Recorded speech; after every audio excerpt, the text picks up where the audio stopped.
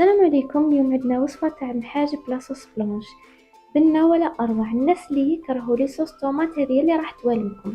بسم الله نبداو في الوصفة. كيلة تاع دقيق، كيلة تاع ماء، مغرفة تاع ملح، خلطوهم بيا بالميكسر حتى يتعلكوا كيما هكا. نزيدو الكيلة الثانية نخلطوهم في الجفنة، نخليوها تربوزي على الاقل ساعة، ومن بعد نلوزوها هكا كوريات شوية كبار. درت غير الماء ما درتش الزيت. قطعت سكالوب وبصله قليتهم بهذه الطريقه، زدت لهم شويه تاع ملح كي طابو، درت لي فخوماج وفنجان تاع ماء باش تخدم لاصوص.